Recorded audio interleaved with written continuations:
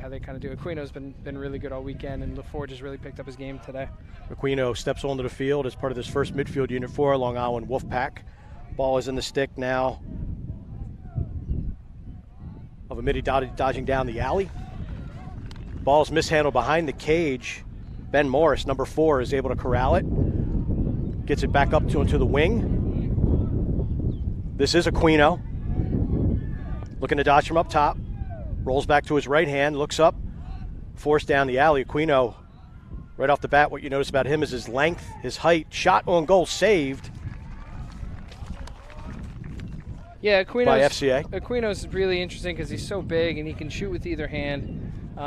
He does a little bit of everything, and he's really kind of come into his own in the past year with his body. I mean, it's not easy when you're, kind of so big so early, but he had a great year for Academy of the New Church outside of Philly, and he's kind of parlayed that into a strong summer. What is that Academy of the New Church? That's the biggest question. One of the biggest questions I got this weekend is they were in the 2023 division. They acquitted themselves quite nicely, and never heard of them prior to this event. Yeah, it's a small private school that has some boarding kind of, in the Abington-ish kind of area. So they've been able to pull a little bit. Rob Forster, who's the coach at LaSalle now, kind of really turned them into a bit of a Philly powerhouse a couple years ago. Really did a great job of bringing some outstanding players in, and they've done well at the collegiate level as well. And his brother, Rob went to LaSalle, and then now his brother Jack actually coaches there, and he's done a good job too. So they don't usually have very big rosters, but they've got some talent. Save on the first Long Island Wolfpack possession by Willem Onmack out of Boys Latin School in Baltimore. And then on FCA's first offensive possession, they turn it over at Long Island Wolfpack back on the attack. Dodge from the wing, rear back shot and a goal. Our first of the afternoon. It looks to be number 4, I believe. Yeah, it's Ben Morris. He's had about, conservatively, 25 goals this weekend. I think I've seen every Wolfpack game, and he's been unbelievable. Great chemistry with number 12, Luke Breslin. Morris made that one happen on his own, but he's just a deadly shooter. He'll make you pay. He doesn't need much to get his shot off. And he's impressed a lot of college coaches with his toughness, too. He'll get to the middle. He's not afraid. So he's kind of a versatile goal scorer. So Morris gets Long Island Wolfpack on the board. Format of this game, 4 12-minute running quarters. Teams get 1 timeout, a half, I believe. And if the score is tied at the end of regulation, you just keep playing. You keep rolling into the you keep playing, you roll into the overtime, and first goal wins. That's how Long Island Wolfpack advanced to this championship game with their win over Crabs. And then, of course, FCA beating True in their semifinal matchup. First midfield unit back on the field. I believe that's a number. Is that a 19 or a 14? If it is a 19, I don't have a 19 on the Long Island Wolfpack roster. I believe that's Flaherty. Pat Flaherty out of Chaminade, wearing number 19.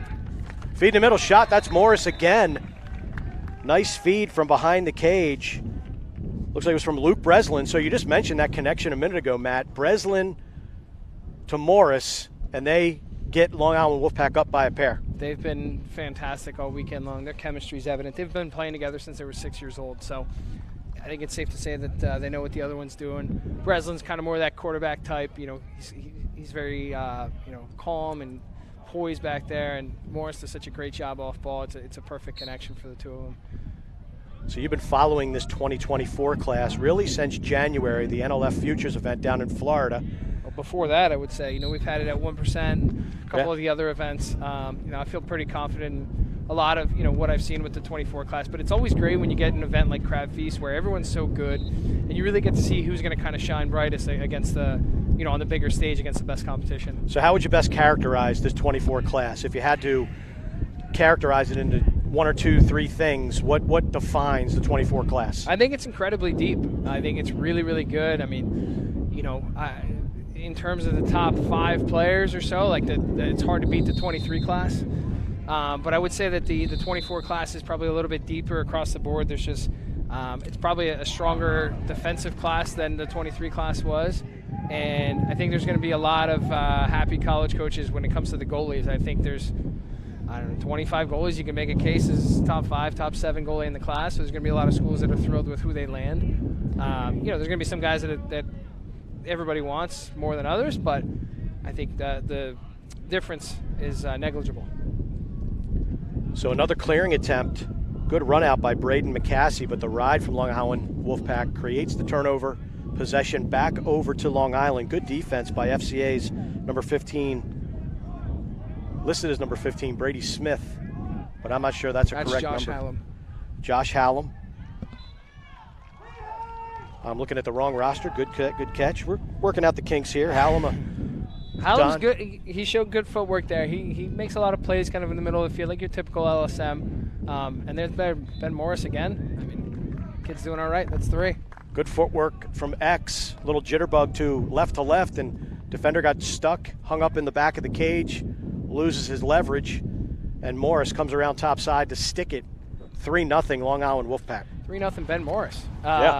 You know, and there you kind of see a little bit of what makes Morris kind of special. He's not just an off-ball guy, although he's very good at it. You know, he kind of created that one on his own, just took his guy to the rack, and he's a terrific shooter and, you know, places his shots well. There are probably guys who shoot it harder on a consistent basis, but he's very accurate with them, and he still shoots hard enough. Hold on the face-off gives FCA a much-needed possession. They've only had the ball once. Finn Smith out of Loyola Blakefield with the re-trigger. Referees Chris Frelicardi, Joe Cieslak Jr., and Matt Radeball. 25 for FCA. Grant Miller, Manchester Valley High School. One matchup I'm really interested in watching here is, looks like we got in the middle of the field, is you got Cody Collier, the attackman from Calvert Hall, against Dante Verdero, a 5-star defenseman from St. Anthony. Stop me if you've heard that one before, a good one from Calvert Hall and St. Anthony's. Yeah, right. 2 programs that have produced tons of talent, and their current rosters are no exception. Another Calvert Hall Cardinal working from up top. This is Drew Burks. Gets the shot off. Danny Aiello providing the defense for Long Island Wolfpack. Ball up the wing. Number 20 for FCA is Luke McNamara. FCA switches fields, dodge to the middle of the field now, head up. Looks like number 25, Grant Miller. Tough to fall down 3-0 in these games, but if you can get a goal here for FCA, you got to feel better about yourself. Miller, quick feed. That's not going to help. Had a man open. That was Sisto Averno, teammate at Calvert Hall. Ball goes out of bounds. Possession over to 91 Wolfpack, and there is Dante Vardaro, player that you spoke about, 5-star. Awesome. He's really good. He's going to be a big part of St. Anthony's future. St. Anthony's was so loaded that Dante actually played JV this year, but usually if you're playing JV at St. Anne's, it portends good things because they're so deep, and you know, you got to kind of wait your turn a little bit, as they do at a lot of powerhouses. But his future is incredibly bright. Who won the St. Anthony's Chaminade Battle Royale this year? How many times they play? They played 3 times. St. Anthony's won them all. Gotcha. Blew them out in the first game, and then second one was a 1-goal game, and the third one went to overtime. And Jackson Green from Team 91, a Harvard commit, scored the game winner. So he'll live in St. Anthony's fame forever. History. Yep. Yeah. So he's, you know, he was actually a little hobbled too. Came off the bench. There's a little Willis Reed moment. So inspirational. Inspirational indeed. Yeah. It's crazy that you watch that game, and you know, you see it down here in the MIAA too. Like, there's so much talent. It's unbelievable. It's like watching a college game. It really is. The ball's snapping it around, and they actually don't play with a shot clock on the island, but they didn't need one in that game. I'll tell you that much. That's good. That's good. They're just constantly getting up and down the field. Long Island Wolfpack working their offense now with no shot clock, being patient. With this tournament, I've seen a couple of extended possessions, but a great slap check right there. Dislodging the ball for Calvert Hall. It looks to be number 12, Griffin McNair. Now he's being hounded. Good size lefty. Good defense by Quinn Reynolds of Long Island Wolfpack, hounding that pole. That's great recognition by the pole. When you see a pole come across, you gotta go. Yeah, right? you gotta eat. Interesting thing about Quinn Reynolds too, he was stuck behind an Army committed LSM for Northport this year, so he played short stick midi. And you know, he said it really kind of helps him a little bit too in terms of defending overall, because if you can defend it with a short stick, you can probably do it with a pole, right? So no question. FCA, Dallas Matthew working from the wing area. He had the game winner. Shot goes wide. FCA slowly but surely chipping away. That's hard. They haven't really had an extended possession, right? Yeah. They lost the first 3 faceoffs of the game. Michael Moon's been awesome for 91 all weekend long. Shot, nice save by the keeper for 91. Brady Smith. Brady Smith. Big save there. That was a good shot. That was good offense. Good low-to-low offering from about 12. Smith read it. I guess that's one thing, obviously, you probably see. I know I see it from the high school to the collegiate level is not only making a save, but the rebounds, not giving up rebound protection. Yeah, that's the biggest thing, right? You should be able to gobble up a 12-yarder on most occasions, but if you're giving up a 3-yard inside rebound, you're kind of in trouble a little bit. Looks like that'll be the end of the first quarter, so the first 12 minutes are in the books. 91 Wolfpack leading FCA 3-0. On 3 Ben Morris goals. 3 Ben Morris tallies. Bayport Blue Point sniper. He's had a great weekend and off to a great start in this championship game. So you roll with the NLF. You run the 1% showcase. I do. Yep. What will you do from all of the data you collect, all the things that you see? What will you do with that information? Put it all together, and then try to cross-reference it with college coaches, club coaches, high school coaches, anybody who's seen these guys play at a high level. And then, try to formulate some rankings and some good content ideas, find out about people's interesting stories. I'm a storyteller kind of at heart, so that's my biggest thing. The rankings are cool, don't get me wrong, but, we try to do a little bit of everything. And a lot of it can, seem kind of repetitive, and how do you really differentiate between number 40 and number 90 or whatever and stuff like that. But, you get to see a lot of these guys at great events like CRABFEAST, the NLF Championships, Long Island Lacrosse Fest, another one, good one. So try to get a little bit of everything. Try to see some different pockets of the country. And another good thing about CRABFEAST has been get to see teams from California and Illinois and Georgia, all over the place, North Carolina, and we have Team 91 Carolina and Team 91 Charlotte. It's part of the guys coming up from here. So it's good when you're able to kind of see guys from outside of the traditional pockets. Me being a Philly guy, I get to see a pretty good amount of the Philly guys and Long Island as well. But there's more than just Philly and Long Island, right? No doubt. So, yeah. Came down for McDonough Culver game earlier this year too. Try to see a little bit of as much as anybody. And what's been great in the high school season has been the advent of live streams. So yeah, this is great for all the folks who can't be here in person to get a glimpse, and great for college coaches as well. I think we're out of the. I don't know. I don't want to jinx this, but I think we're out of the COVID situation. It's great to see coaches being able to travel, families gathering under tents, and yeah, it's nice. I mean, it really is. Obviously, nobody enjoyed COVID. No. It was a huge drain on a lot of people for such a long time, and now the coaches are happy to be back on the road. I mean, after a while, it gets to be a little exhausting for them, I'm sure. But right. At the end of the day, the alternative is sitting in your office and watching film all day. So I think they'll take the live evals over that. Although I think you have to have a little bit of both, right? Because you can't get to everybody. So no, and you don't want to miss out on any studs just because you don't want to watch film. So Macklin Kaiser on the field now for Long Island Wolfpack, and really, in essence, the 22 class was recruited primarily based off of film, right? I would say almost exclusively based off of film. Yeah. Except for some of the later commits, but like some of the guys, it was. And I think I'm really interested to see kind of how that plays out at the, how many guys got missed because whatever they couldn't get to X event or whatever, or maybe some guys' contributions don't show up best just on film. Maybe they're just making a ton of little plays that sometimes slip through the cracks. Right. So it'll be interesting. That was definitely a tough class. I mean, we've done 3 sets of rankings for the class of 22. We're going to do a 4th at the end of the summer, just with the National Senior All-Star Game, which I believe you're a part of as well, right? Yeah. We'll be broadcasting. Yep, I'll be there. So we're really interested in seeing that and seeing, going back, kind of talking to some guys about the kids' senior years. But right. We'll have a 4 set of rankings, which I think is pretty comprehensive. And guess what? They're not going to be perfect. As much as I'd like them to be, they're never going to be perfect. But, I think to your earlier point, when you have a ton of data points, it really helps. At least if you don't like the ranking, you can see why we chose to do that. Right. Good defense by FCA short stick D midi. Finn Smith operating against, it looks like it's Flaherty. Flaherty. That is Flaherty, yep. Flaherty has dodged from the wing. He's dodged from up top. Now he goes inverts. Smith does a nice job. That's going to stay in. Great hustle on the ground ball. It's one thing you see, that the little plays like that, saving a possession for your team, this creates a goal-scoring opportunity. Just goes wide. Possession stays with Long Island. We're going to have a late hit. Gets the man up. Yeah, we're going to have a late hit. That was definitely a big hit on Macklin.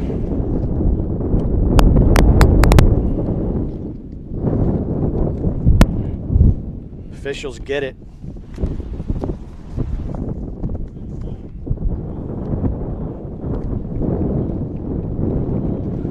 Good to see number 27, Kaiser, get up after taking that late hit. It'll be an extra man opportunity. So really, much like the first quarter, Matt, Long Island Wolfpack just dominating possession. I don't think FCA has had it across the midfield line in an offensive set since the second quarter face-off. They've kind of struggled. I mean, Michael Moon's been dialed in, like I said, as he has been all weekend.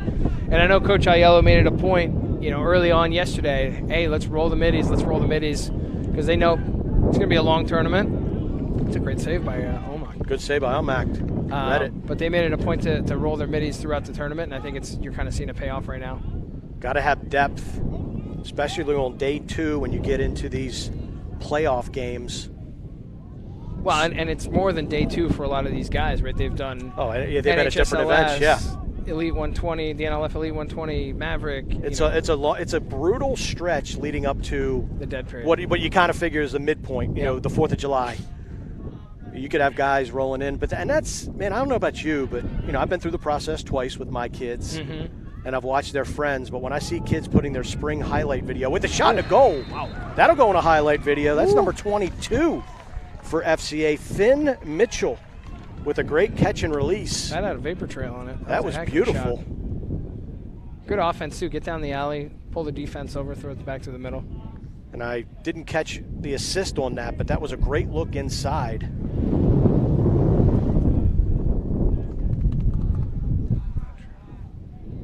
I'm telling you, what I was going to say before is when you look at these kids' spring highlight videos, and at the end they put the 63 with the assist for FCA. 3, Dallas Matthew. You were saying about the spring highlights? Spring highlights, and at the end, kids will put their summer schedule up, and I'll see kids with 10 to 12 events on there. And it's just like, whoa. What would you, watching recruits and things of that nature, what advice would you give to players and parents that want to play at the next level and are in this summer? Great tic-tac-toe passing. Movement. Breslin finishes off from LaForge. That's just great. I've seen them do that about 12 times this weekend. They're so good in transition. They're deadly. You can't leave the Wolfpack out in transition.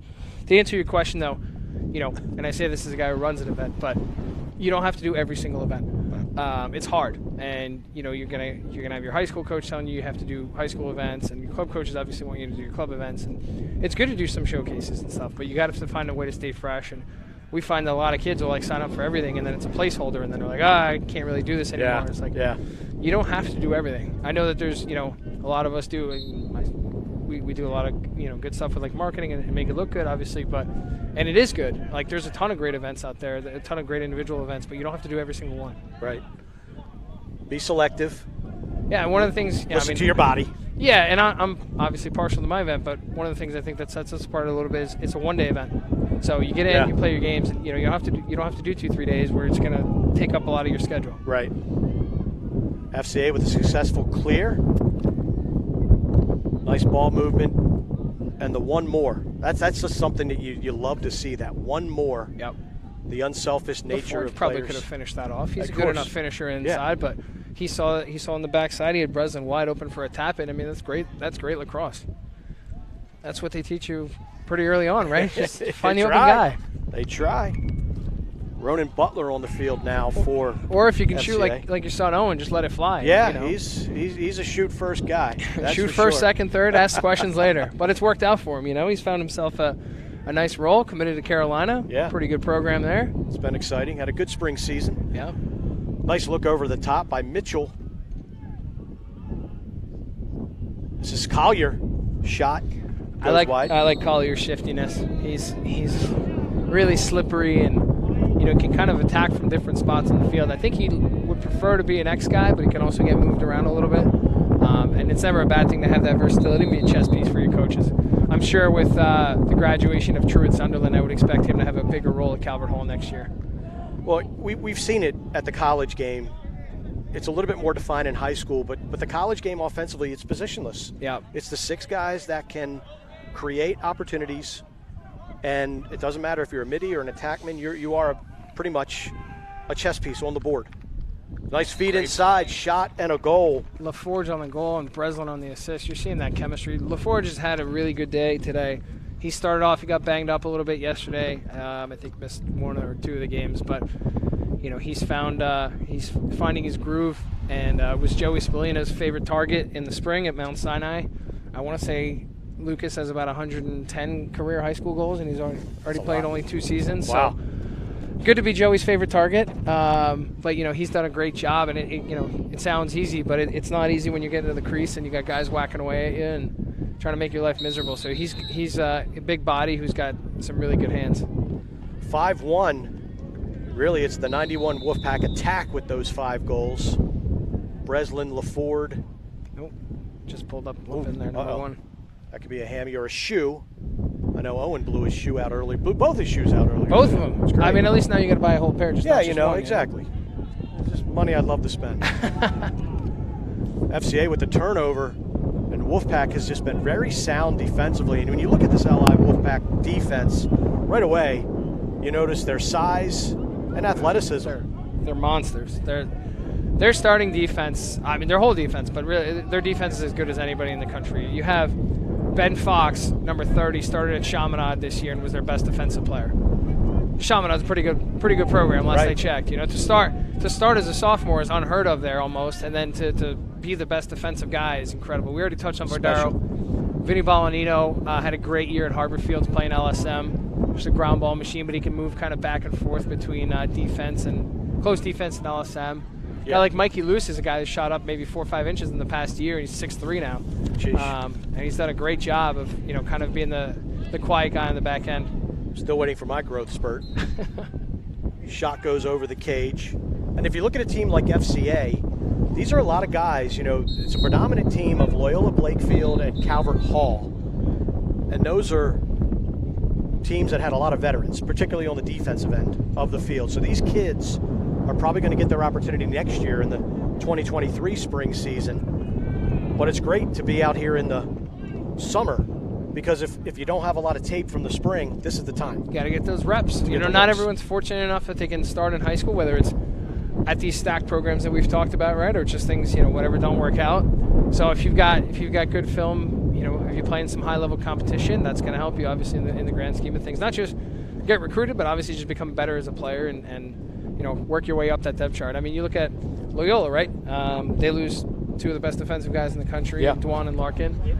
They'll bring back Pete Lake, who didn't play today because he's a little banged up, but Thomas Lala's back. Yeah, then you have some guy. There are some spots for those 24s to start filling. Absolutely. You see it all over the country, but really, it's really kind of more pronounced at those powerhouse. For sure. Looks like a timeout taken by the Wolfpack as they try to tack on their 6th goal. No scoreboard here, no clock. But I'd have to say, based on based on gut, we probably got about 3 minutes left in the first half. Yeah.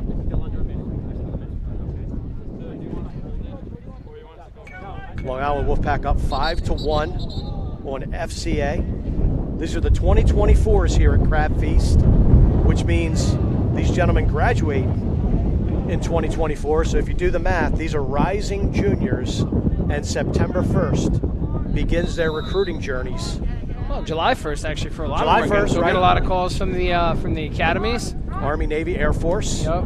Very active beginning on July 1st. And how about the service academies? How would you best characterize their recruiting over the last couple of years? Excellent. Really, really impressive.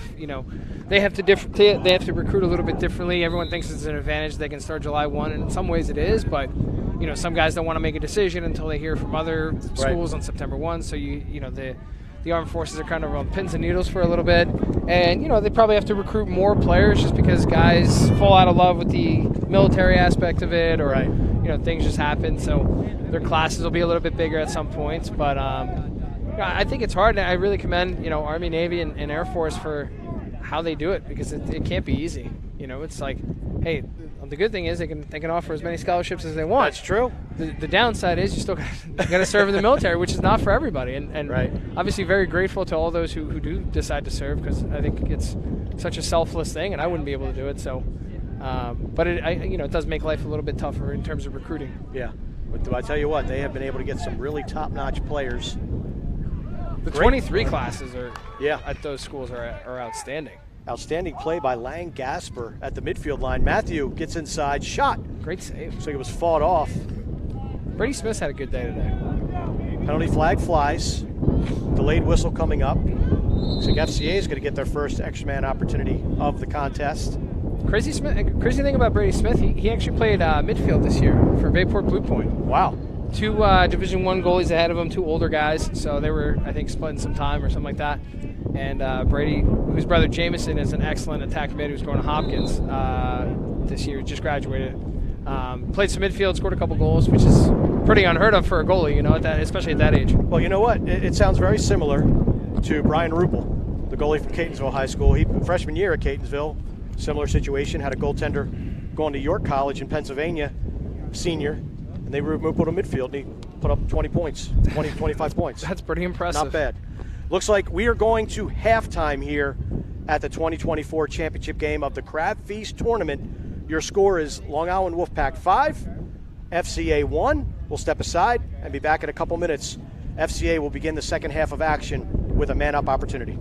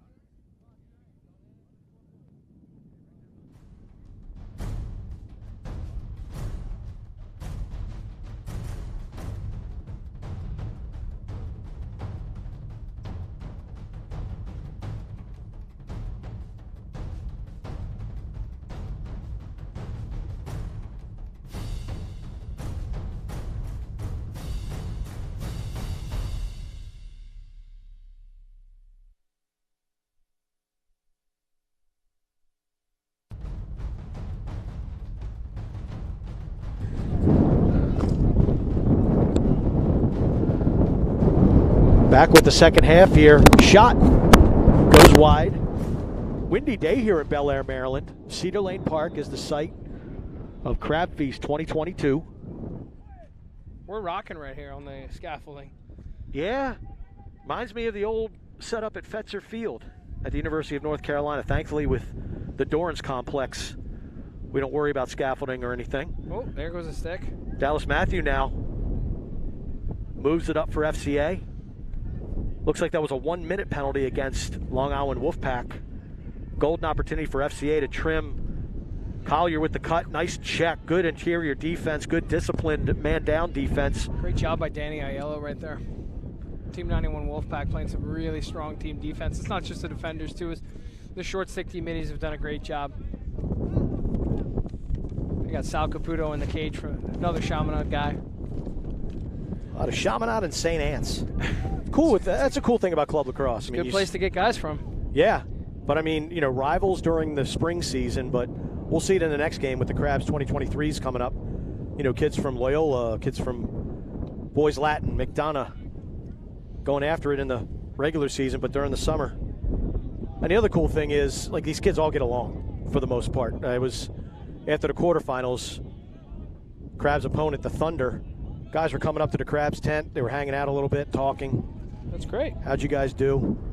You don't like that, do you? You want guys going after each other all the time, don't you? I'm more towards that, but once in a while it's not too bad. I'm like that during the. Oh, nice shot! Nice shot from Aquino. He's been feasting, no pun intended, but he's been feasting on a lot of short sticks on the invert. Did a great job there. I was saying he set up the game winner to LaForge against the Crabs. Now in this one, he goes to his left and gets to his. We talked about it earlier. He's 6'5", he's close to 200 pounds, and he can move. So when you get that combination, he's a tough cover. He's been outstanding all week. He also plays some attacks sometimes, but I don't think they've needed him to. But he's been a matchup nightmare for a lot of guys. I mean, would you like to try cover him or no? I'd give it a shot. Yeah. But man, he might have you by a couple inches. These days, as a midfielder, I loved getting matched up on attackmen. I know that's the dream and the switch and the two-man game. Yeah. The big little, but I love playing attackmen. At this stage, though, Matt, I'm worried about my hamstrings for everything. Backpedaling, going forward, side to side, whatever. You don't want to hear anything pop while you're moving. No. So that'd be bad. And plus, he would dust me. There's no question he would dust me. But if he tried to back me in, I might have a shot.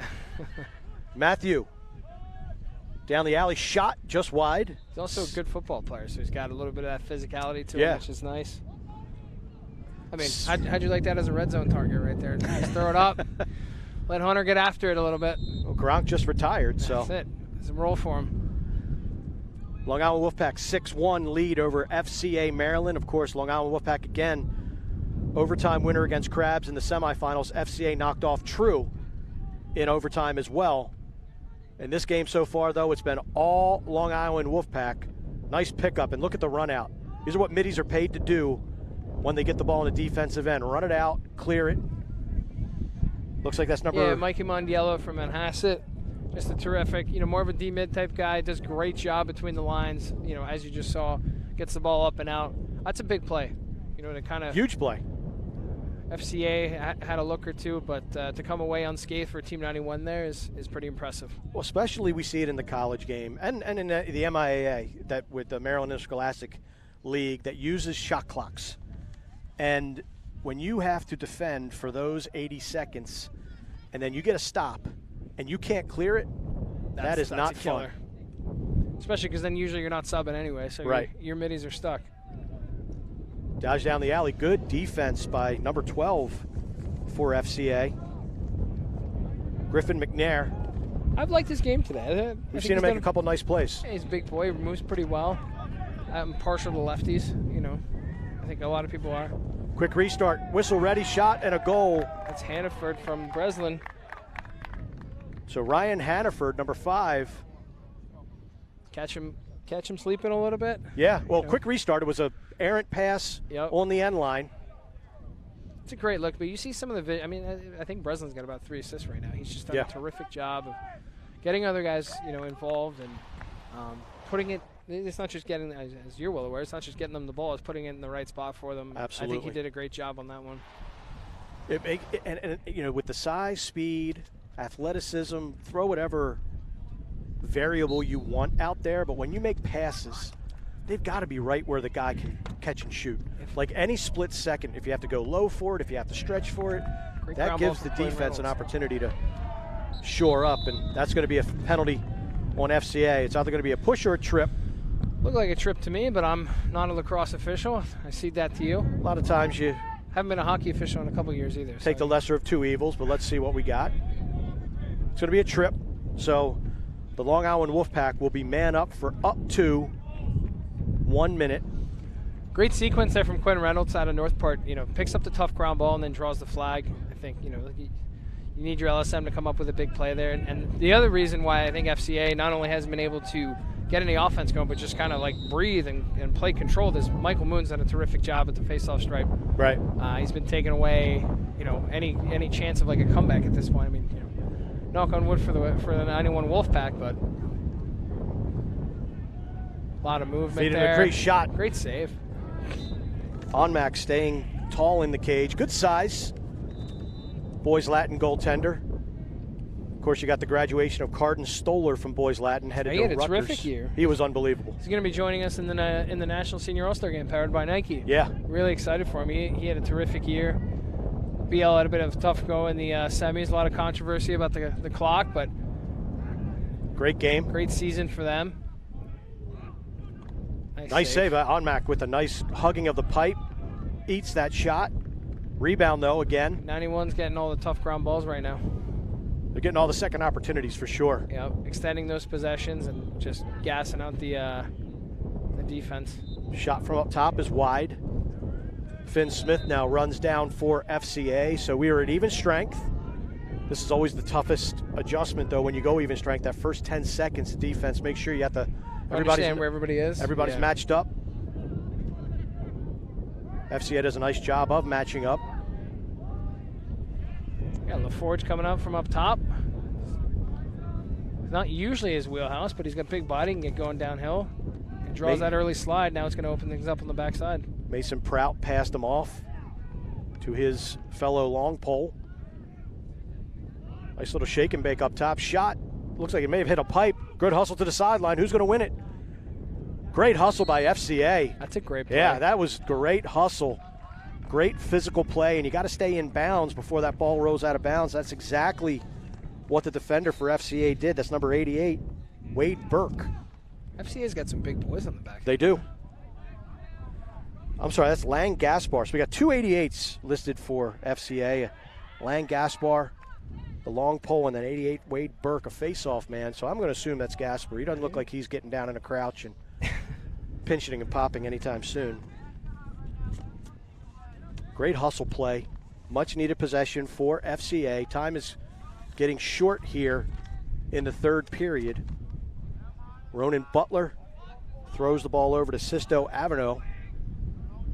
Number 21, Drew Burks, is the final part of the threesome that comes out. Burks has a step. Shot wide. Good save by Caputo there. Caputo stepped, exploded to it. Knocks it out of bounds. Possession stays with FCA.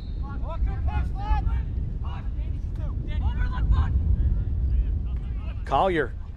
Great play by Balanino. Moved his feet really well. That's how you have to defend a kid like Collier, who's so shifting. You got to be able to match his footwork. He did a good job, and then was able to get under him and kind of steer him out.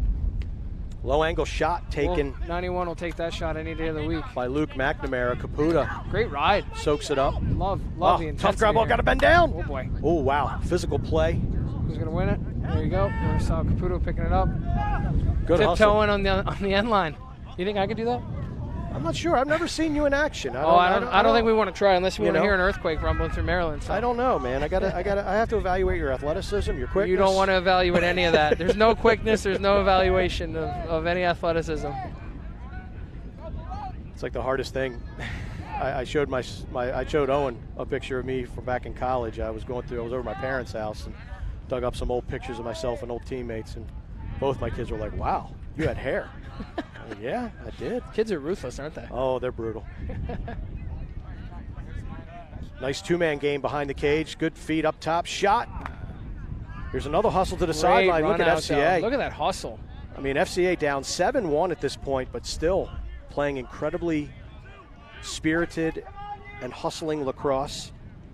By the way, looking across at the college coaches on the other sideline, seems like there's quite a bit of them still here for the championship game. Sideline is full. Yeah, it's a good look, and you know I want to say there were more. I thought I saw the check-in. There was more than 200 guys, 200 college coaches this weekend. So CRABFEAST just stays one of the best events in the country.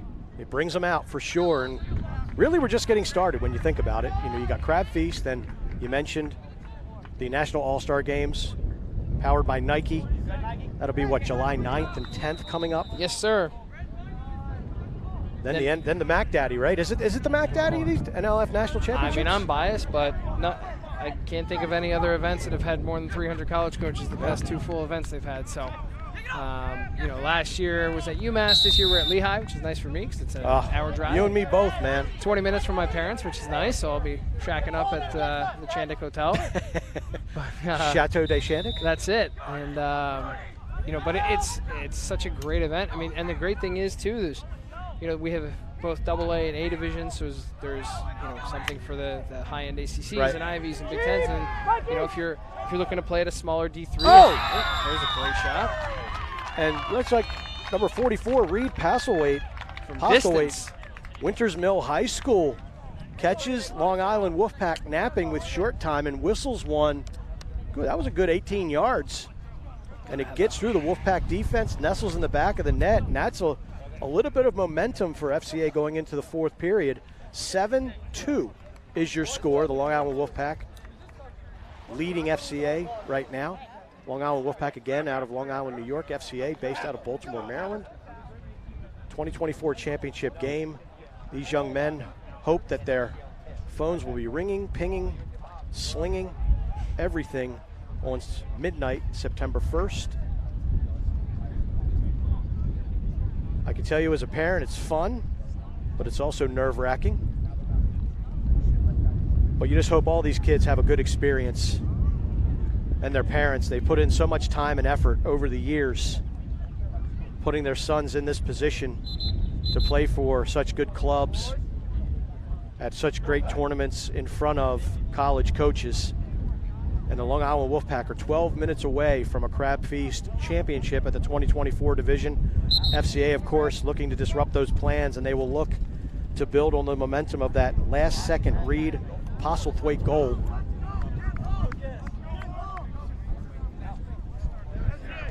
Wind has not let up here this afternoon. I'm not complaining.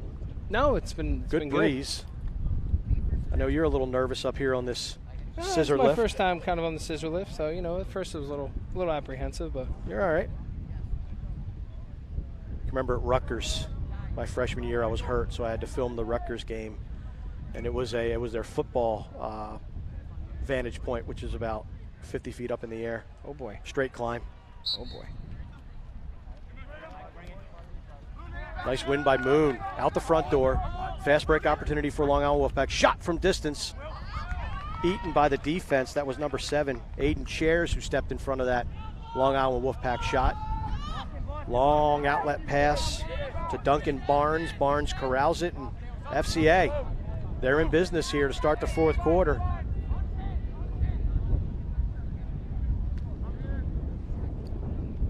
Postlethwaite back on the field. Matthew, game winner in the semifinal contest against True.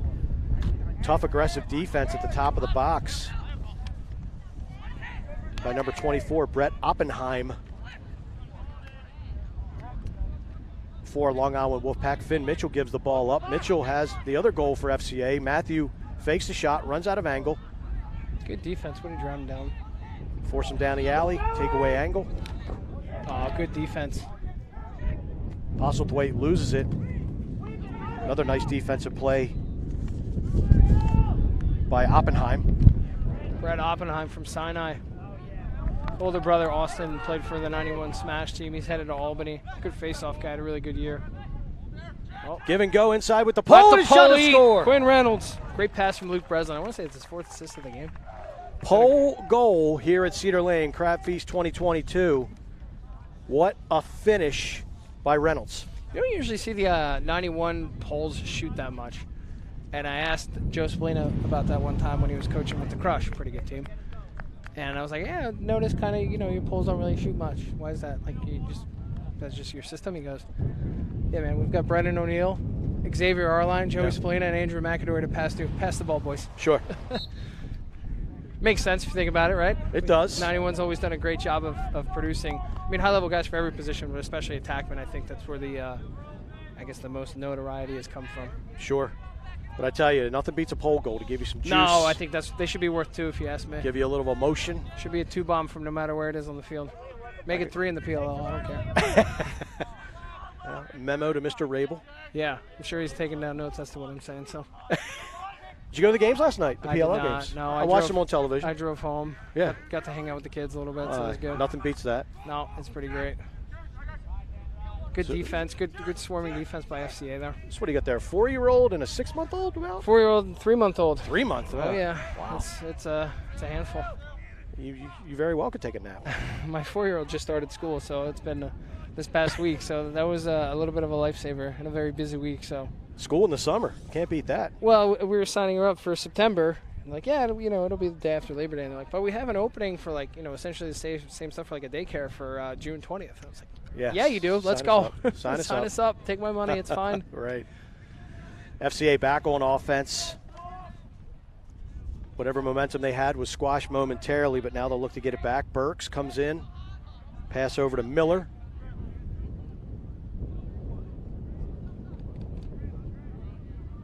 Pass up top now to 75, Butler. Nice little move to Cage. Good defense. You got to be impressed with the shorties as well for Long Island Wolfpack. Good footwork, aggressive. This is Finn Mitchell. Mitchell almost got topside. Paulinino pops it out. Vardaro on the ground ball. Wow. And he's off to the races. That's just good defense. Look at him. He's pulling away. Terrific ground ball work. Those first-time grounders critical in the defensive end. And to your point, pull us and shoot. Deadly. Get it to the Deadly. attack. And there is the Long Island Wolfpack with another goal to make it 9-2. Is that Hannaford on the backside? That was a great shot. Hard to see those late numbers from our vantage point, but it looks like a number 5 or a number 7. It's 5. Danny Okay. Aiello doesn't play attack. Okay. So Ryan Hannaford from Bayport Blue Point, great shot, but to your point, I don't even know why they're sliding to Vardaro. Like I just said, they don't. The 91 guys don't shoot. The Poles don't shoot. But great ball movement. Way to find it to the backside. Find one more. We kept talking about it, right? One more makes life a lot easier for everybody. Sure. Great passing. I want to say it was Beschel. I can't quite see the number, but I want to say it was Jared Beschel, another Manhasset guy, who made the one more to Hannaford. So very unselfish play from 91.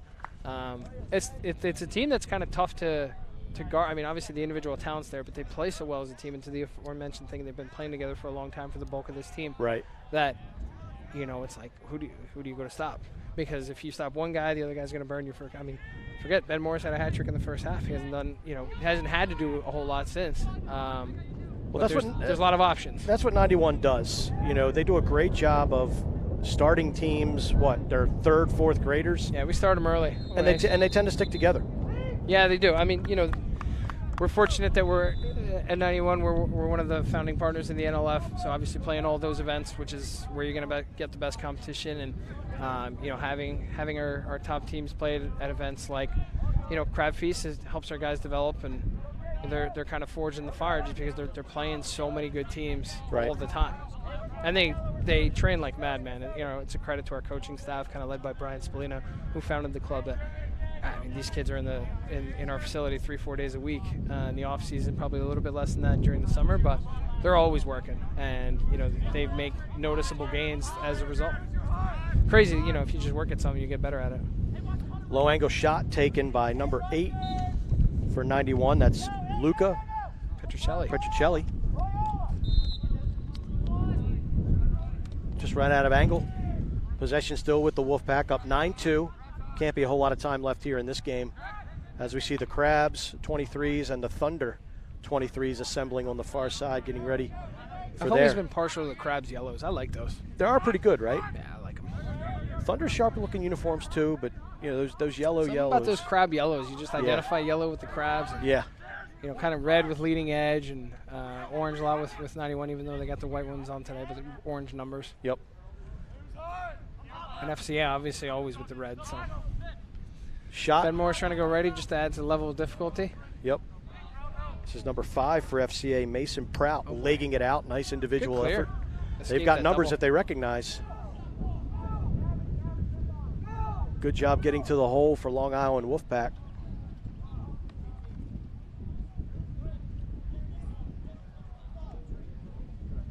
So it looks like FCA will come up short in this game, but getting to the championship game of CRABFEAST is a heck of an accomplishment. That'll turn some heads on the recruiting trail.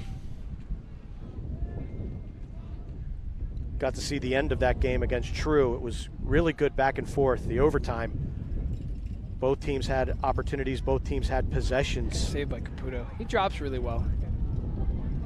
Good pickup on the end line, and here comes a long cross-field pass picked off by FCA. Grant Miller gets it down low. Shot.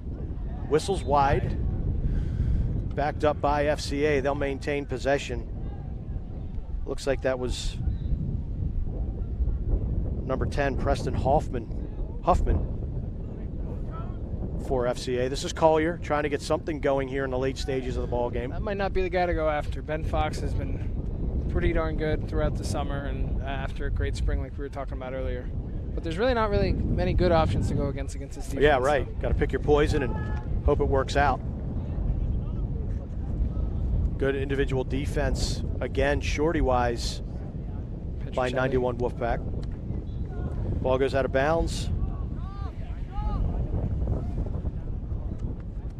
Petrocelli. Got Fox on the clear here.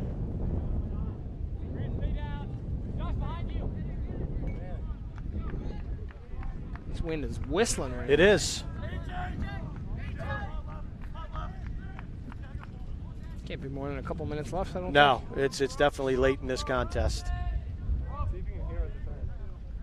And we can see the Wolfpack now stretching the field, spreading it out. That gives you, and then our timekeeper is on the field right now, so it's got to be around less than a minute to go in this game. Long Island Wolfpack, very impressive against FCA Maryland.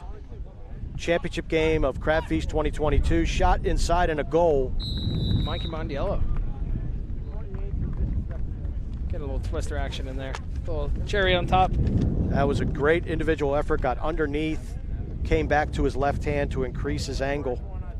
And you're right, that is Mondiello with the finish. 10-2. The Long Island Wolfpack leading FCA here. And again, short time. See if they're able to get this face-off in. Expect Mondiello to see a little bit of a bigger role next year for the newly minted Class C state champs of New York. You know, he does a great job between the lines. You see a little bit of his offensive prowess there. You gotta love those Manhasset helmets too. Speaking of which, Rowan Collins with the ground ball. He's gonna go for. Oh, I thought he was gonna go for it for sure. Oh, nice save. Like I said, they're programmed. I think they might have a shot collar. They're not allowed to go too far if they're a pole. That's a new goalie for FCA. Joel Tyler Castro with the save, ate that one up. As time continues to trickle away. Pass in the midfield, and that'll do it. Thoroughly dominant performance by the Team 91 Long Island Wolfpack. You know, from start to finish, really. Michael Moon was winning face-offs, and Ben Morris popped the hat trick in. I guess that stood up as the winner, right? And I thought they were just terrific kind of all around. You saw some of their midfield scores. You saw, you know, we talked about their short stick D-middies. It was tough sledding for FCA, but doesn't take away from the fact that FCA played an awesome tournament. And to get to, you know, to get to the finals of CRABFEAST, you're playing in the sixth game of the weekend. It's tough, and sometimes you run out of gas. But great performance by FCA, but 91 just you know, was hitting on all cylinders. So once again, our final from here, the 2024 graduating class championship game, CRABFEAST 2022 edition. Long Island Wolfpack 10, Team 91 Long Island Wolfpack 10, FCA Maryland 2. Stick around, we've got the 2023 graduating class championship game coming up next. It is Crabs against Thunder.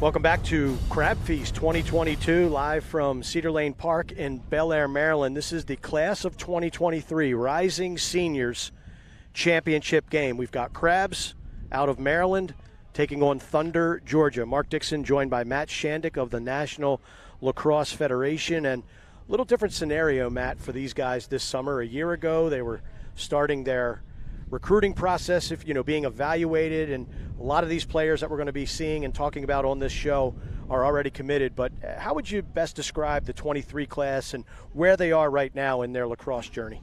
I think the 23 class was kind of top heavy a little bit. We talked about it on the 24 broadcast. Maybe not quite as deep as the 24 class, at least not right now. But some really, really good star power in that 23 class. I mean, looking right now on the field, you see Caleb Big Tasty Fayok. I think we have him at number 11 in the NLF 23 rankings going to Ohio State. Potentially the best goalie in the country right now. And the other guy that we have ranked ahead of him is playing for Thunder. And so, some pretty high-end goalie talent in this game. What really just kind of stands out to me about these guys, and we just talked about it, the physical difference between these guys and the 24s is astonishing. Yeah. Some of the, the 23s have spent more time in the weight room. They've played more varsity lacrosse, and that, it helps you grow up a little bit quicker. But these guys look like college guys already. It's unbelievable. Yeah, and it is amazing officiating. I've officiated kids this summer as low as graduating class of 2030, believe it or not, just watching. They're little kids. And then when you get to that rising 8th grade, rising 9th grade, rising 10th grade, those kids just get bigger and bigger in size as the years get lesser and lesser. Crabs advanced to this championship game by virtue of a 9-3 win over Loonies, and then Thunder, a tight affair against VLC, Virginia Lacrosse Club, in the other semifinals. So both of these teams loaded with college commits, but also some kids that are still uncommitted, hence some college coaches still in attendance here. A little unusual sometimes for Sunday, late in the day, for college coaches to still be around in mass, but we've got a number of college coaches. Crabs against Thunder. We are underway. Ty Ambush wins the opening faceoff. Connor Shannon.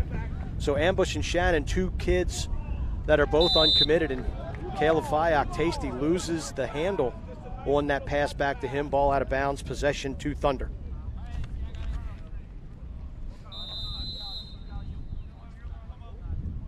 Marsh on ball right there. Feed inside, gets through everybody, corralled by number 25, Grayson Brockman, a Mercer commit for Thunder. He's being guarded by James Boguski, shorty. Shot saved by Fayok, eats it up. You're going to go stick side high on Caleb Fayok? Okay. You got to make him move. Good luck. For sure. And now Tasty out of the cage is always an adventure. Crossfield pass to Jacob Pacheco. Pacheco committed to Penn.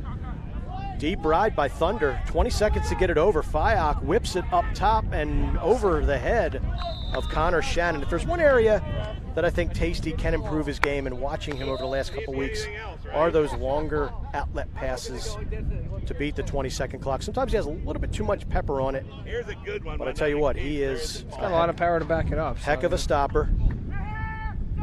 I got to see him play in person twice this spring. One against Gonzaga and one against St. Anthony's, and what was a 1-versus-2 showdown. He was outstanding. I mean, the St. Anthony's game, the score was a little, lopsided towards the end of it, but if he hadn't made a couple really nice saves right when, things were starting to get a little interesting in the second half, St. Anthony's would have made a comeback, but he made a couple big saves. He uses his big body, and everybody sees how big he is, but he moves around really well for such a big man, and he's always poised in the cage. So his first year with the Crabs, he was a Hawks guy for a long time with that stacked 22 team when he was playing up. But he's fit right in with the Crabs, it seems like. You would know better than me, but look at AJ Marsh run. It's unbelievable. He's terrific in the open field. And he takes one stride. He covers like 10 yards. Marsh over to Turner Ashby. Ashby with a shot to score. Turner Ashby, the Air Force commit.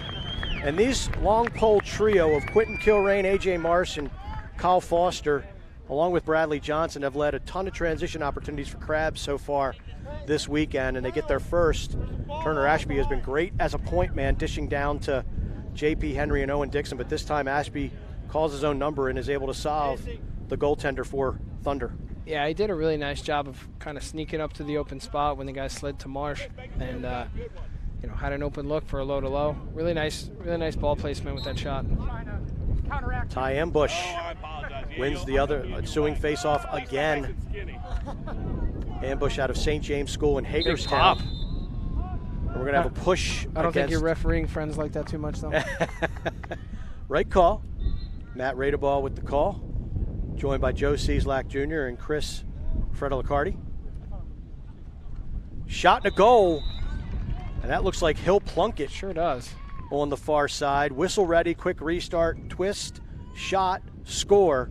And just like that, Thunder ties it back up. To say that the Army staff is enamored with Hill Plunkett might even be an understatement. They think he's one of the very best players in the country, and I think I'd agree with them. He's just so shifty. He rides hard.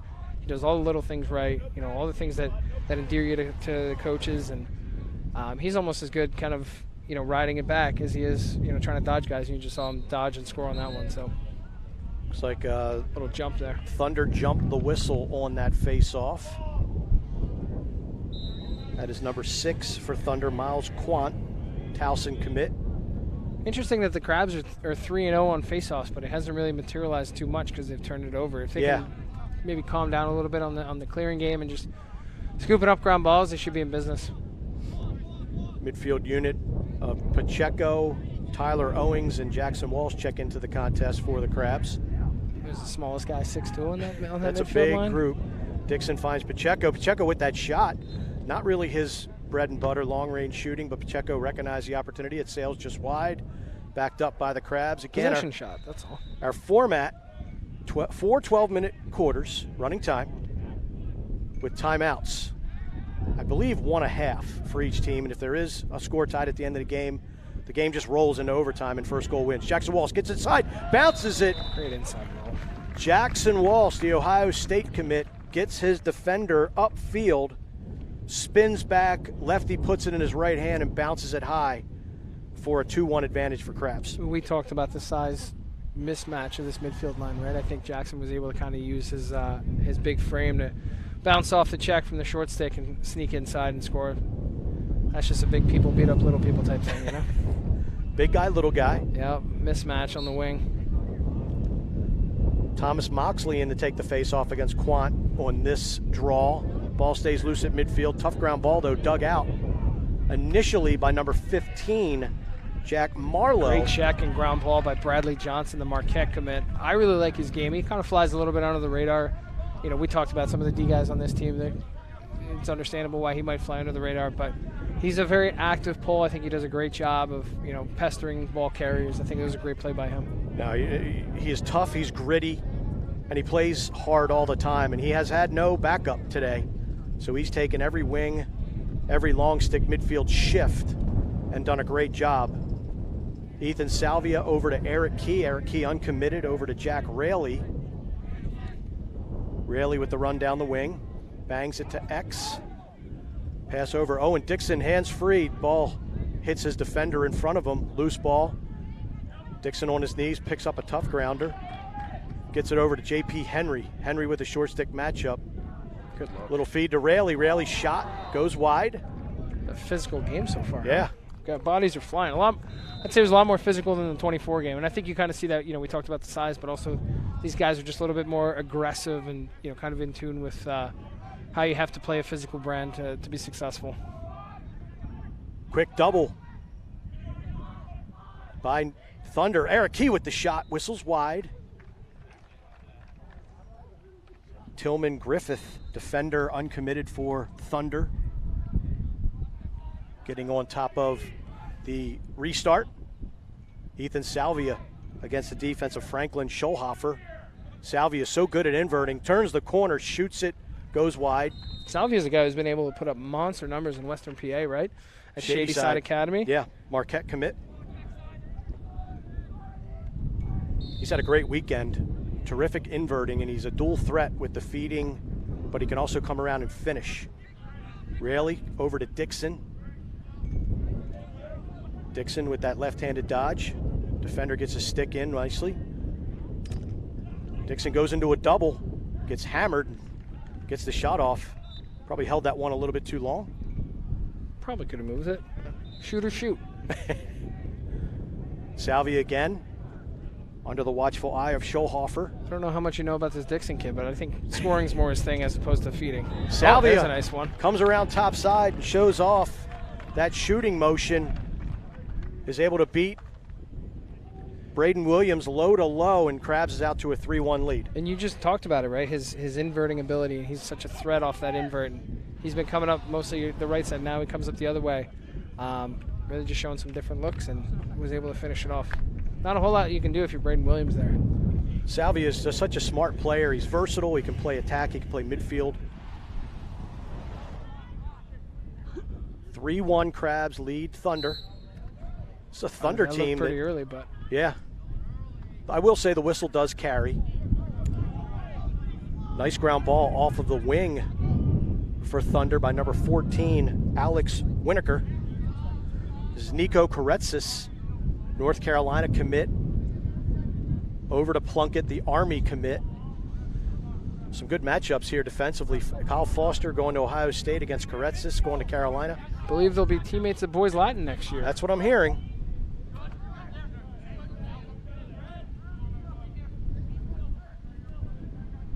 Marsh against Plunkett. You can tell Plunkett wants to step away with that shot. Goes classic wide. Speed versus size matchup there, right? Yeah. And Plunkett, that was interesting that he tried to get topside and shoot. He's typically a feeder, right? Feeder first, Plunkett? He can do a little bit of both. He's such an electric talent, especially with the ball on his stick, you know. But he's a very good feeder. He can find guys and kind of the attackman that makes that attack line go. Sure. Karetsis against James Boguski. Boguski hounding the talented lefty. They get the defense rotating. Pass up top. Shot goes wide. Ball will stay with Thunder.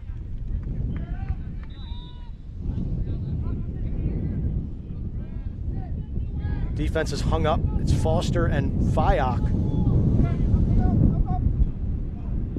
Ball's up top to Hill Plunkett. Plunkett with the feed across. Good skip pass. Shot goes wide. And point, great backup. Great skip there, right? Yeah. Connor Shannon out of St. John's High School. I'm not big on the whole high school ranking thing, but St. John's really was the best team in the country this year. They were unbelievable. They really were, right? There were some teams, like if they played St. John's for a game, I think could beat them maybe one time, but it's just hard to argue with their overall depth. And it's like, how are you going to beat this team? They had a great face-off guy in Jackie Weller who plays for Madlax, and obviously Caleb was an outstanding goalie. Their attack line was unbelievable. A couple great seniors in Matt Haley and I'm drawing a blank right now. Luke Roa was one of them. Luke Roa was a midi, and then they also had Ryan Dunkel was ranked as our number 5 sophomore. So it was a pretty special attack line. So really it was tough to beat them. And the defense had guys like Riley Figueres, who's going to Syracuse, and Richard Checo, who's going to Lehigh, and they worked so well together. Pacheco draws the double. Owings over to Dixon. Dixon shot goes wide. Looks like short time as our timekeeper is on the field. First quarter action here, Crab Feast. Tyler Owings going against Winokur. Quick double. Owens sees it, spins it up top to John Cuspy. Cuspy with the shot, goes wide. Ashby runs it out.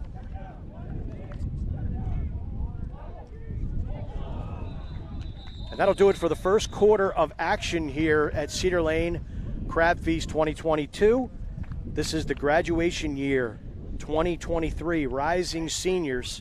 The Crabs lead Thunder 3-1 after one. Good game here so far. Both teams showing good offense, moving the ball, making those one-mores. Yeah, they've done a good job, kind of spacing it out a little bit. You saw they moved Hill Plunkett to get him away a little bit from A.J. Marsh. He had a nice look for a skip pass that I didn't see who shot it, but just missed the net. So interesting to kind of see the chess pieces getting moved around a little bit. Both really talented teams.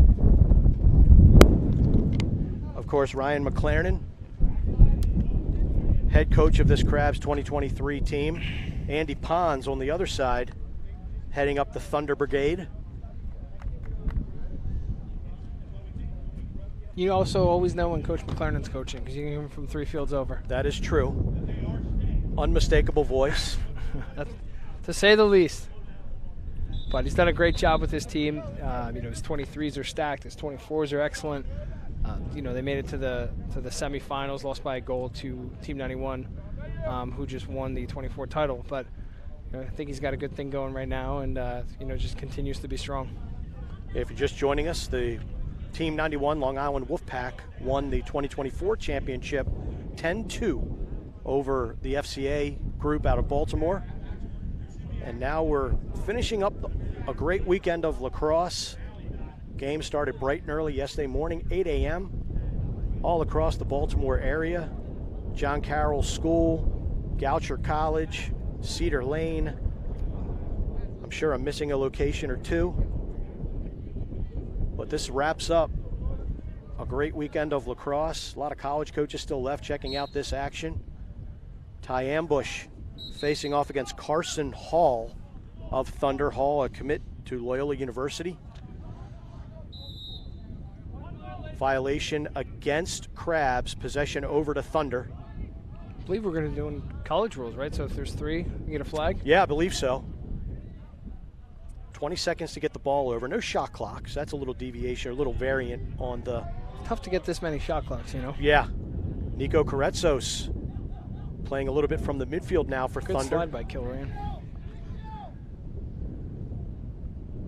James Knipe working behind the cage against the defense of James Boguski.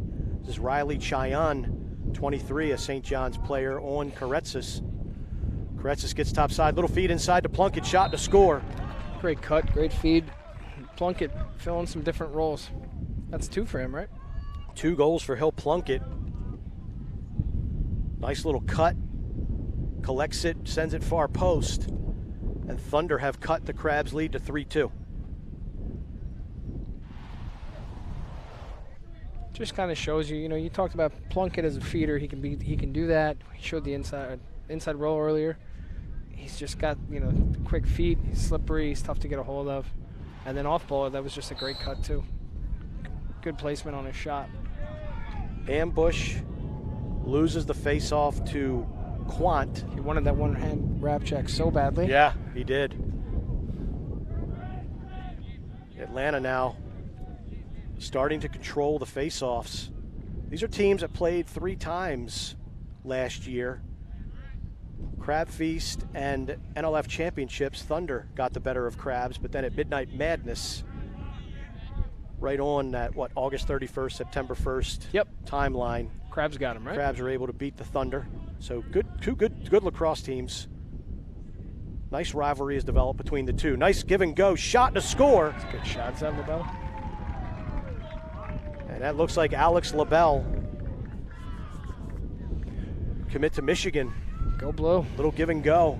Thunder's doing a great job of kind of catching the Crabs defense, ball watching a little bit. They've run some picks and got guys open off the off-ball cuts. So really good job there. And now they've brought it back even. 3-3 is our score.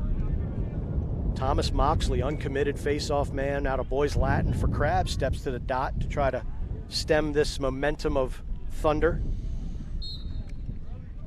Crabs haven't really had a possession in a little bit, so. No. And they're not going to get one here. Kilrain, Syracuse commit, Lawrenceville School against Hill Plunkett. Gets the ball up to Jack Marlowe, another Michigan commit, so 2 Michigan players will be heading to Ann Arbor. Aiden Brezina. Back up top to Marlowe. Connor Shannon with the defense. Marlowe eludes him, shot, hits Great the pipe. save. How was that? Looks like Fayok may have gotten a piece of it out of Splitsville for Big Tasty. Ball goes wide. Big fella getting down. Karetsis. Sloppy switch by the Crabs, but Oh, got him. then Nice Marlowe, save. nice save by Tasty. Helps to have that guy. A little bit in the back. Yep. There comes the flag. You throwing that flag? I think, yeah, that was up his back. Knocked him down. We're going to get a loose ball push coming up against Crabs. Connor Shannon against Karetsis.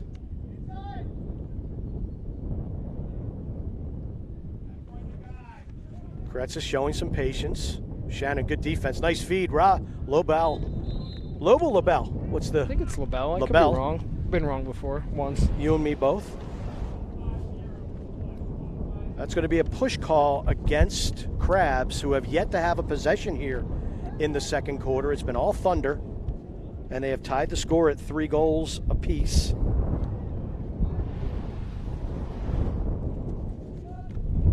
See if the Crabs man down unit can hunker down, get a stop, and get the ball on offense. And Thunder, of course, looking to take their first lead of the game.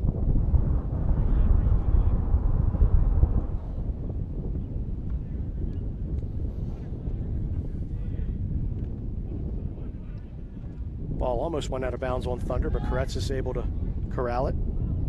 Kretzos, excuse me. Kretzos skip past to Marlowe. Face dodge shot, just sails it over the crossbar.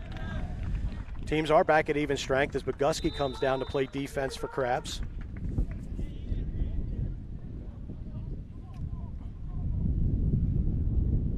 Plunkett with a shorty matchup at X. Little backhand. Ball run out by Thunder. Possession stays with the team in blue.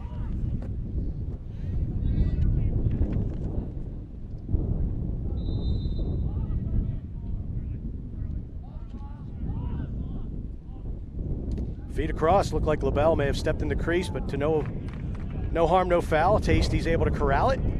Kyle Foster now looking to clear, and Crabs making some substitutions. Fife does such a great job too. There's one of your long-range ones. There it is. Nice one on the button. But Fife does such a nice job of reading passes coming across his crease, and he's always good to snatch 1 or 2 a game. It seems like just padding his cause turnover numbers, you know. Very active. Pacheco, Walsh, and Owens back on the field for the Crabs. Scholhofer on D, short stick variety, as well as number 18, Aiden Woolley, head to Richmond. Pacheco with the step on his man, shot high! Stings the upper 90. Jacob Pacheco with a dart puts Crabs back up 4-3. I see a couple video guys on the field, so I'm sure we're going to be seeing that one again on Instagram soon. But that was a heck of a shot. I mean, nobody slid to Pacheco. He was able to get some separation getting downhill. It's tough to stop him. He's got good speed. He's a big body. And man, he really stung that corner, though. Pacheco, a commitment to the University of Pennsylvania. Showing off some offensive touch so far this summer. Showed off offensive touch this spring as well for Boys Latin. I want to say he had close to 40 points. Pretty good for a spaced out nice year, midfield line, where they spread the love out. And yeah. Also had some pretty good attackmen in Dom Petramala, Spencer Ford. So Johnson digs out that ground ball off of the wing, gets it over to Kilrain. Really impressed with him. Kilrain splits the defense, down to Dixon. Dixon with a move to Cage. Turn shot, just goes over top the crossbar. You were telling me Kilrain's had 4 or 5 goals this week. He has. He's done a great job in transition. He's making good decisions with the ball on his stick. Guys don't slide, and you tend not to slide off of Dixon in particular. He makes you pay. Nice feed inside. J.P. Henry with the finish. That's a great look, though. And that is John Okupski out of Lawrenceville School with the dodge down the alley, feeds it across his body. Henry corrals it. The Marquette commit then slams it home. Crabs are back up 5-3. Seen a lot more of these red Lawrenceville buckets on the circuit these days, Yeah. They've done a great job of bringing guys in. And, Okupski, great job of dodging, recognizing that the middle was wide open. Drew some pressure over to him and dumped it off to the backside. Really nice job. One of the Lawrenceville guys for the Crabs, Chris Mattia. Shout out to Chris and his family as he's getting healthy. Wish him the best as he hopes to get back on the lacrosse field soon. Yeah, good player. Started as a sophomore at Lawrenceville. Yeah. Tucker Meeser, Lawrenceville assistant, one of the assistant coaches for the Crabs. Coach Tuck will remind you, I don't think he's ever lost a game as a Crabs coach. He kind of floats in and out, so Yeah, he's a great presence on the sideline, that's for sure. The boys love having him.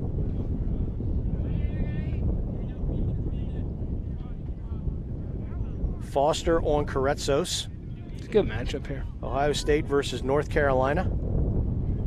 Marsh against LaBelle now.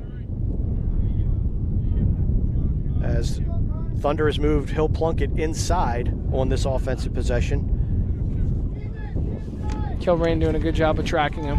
Kilrain does a good job with that kind of off-ball stuff and understanding where offenses are trying to attack the Crabs. Robbie Walker in the game, a midi committed to Jacksonville for the Thunder, and that pass just mishandled on the end line. Goes out of bounds, possession over to the Crabs. You mentioned Jacksonville. Coach Galloway did an unbelievable job. Recently rewarded with a big contract extension, so good for him. Great dude. Terrific season for the Dolphins. Just fell short of that SoCon postseason championship. Yep. Crabs get the ball into the box, and they'll utilize their one timeout for the half. Not sure how much time is left to go, but it is 5-3 Crabs.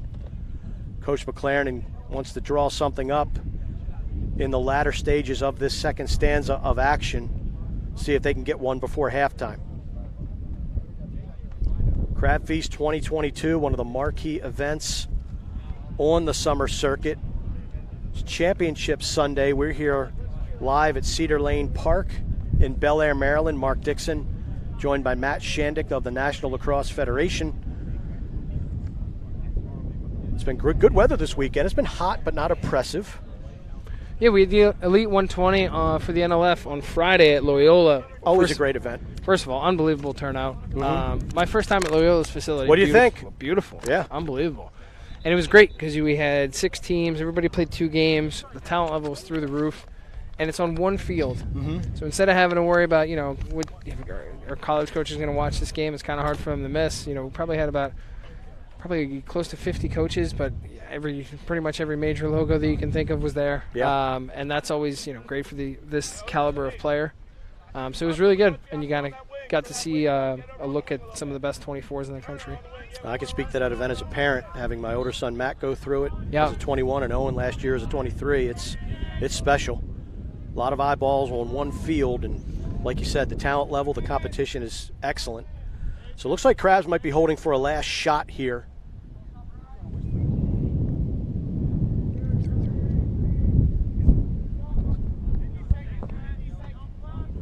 Spread out nice and wide. It's Pacheco scored one of the fourth goal for the Crabs. Here's Jackson Walsh up top. And again, there is no shot clock in the tournament. So Crabs is taking their time. This is Walsh with the run. Throw back to Pacheco. Got the pull on him. Pacheco with the feed to Dixon. Got it. Dixon gets the trail. You saw the defenseman was just waiting for him to bring it back, and he does. And trail check. This is Garrett Kersel. And that'll be a timeout. Sounds like there's 7 seconds to go in the half. Dixon looked like he was going to get top side, but then the trail check just snuck in there. Nice takeaway check. I know Owen's not happy with that. But let's see, 7 seconds left. What can you do in 7 seconds? Who do you start with the ball? Hill Plunkett. Sure. Seems like an easy one. You can kind of get him moving a little bit. That's who I think, we'd probably start with. He's probably their best dodger, too. So then probably get a screen kind of on the back, a pick on the backside. Hopefully free up one of LaBelle or Carezzo's. I think you can make a lot happen in 7 seconds. Absolutely. With this personnel. So it looks like it is number 18, Aiden Woolley. Good player. I like him. Richmond commit. Makes plays all over the field. How about Richmond and their year this year? I really thought they were going to win that first round NCAA game. One clear away. Did a great job. Coach Samani does a wonderful job with that program. This is Woolley up against Bradley Johnson. Little flip play to Plunkett. Feed up top. Kretzes with the shot. Whirling Dervish just goes wide. And that'll do it for the first half of this graduating class 2023 championship game here at Crab Feast 2022. Your halftime score, Crabs 5, Thunder 3. Don't go anywhere. We're back with the second half in a few minutes.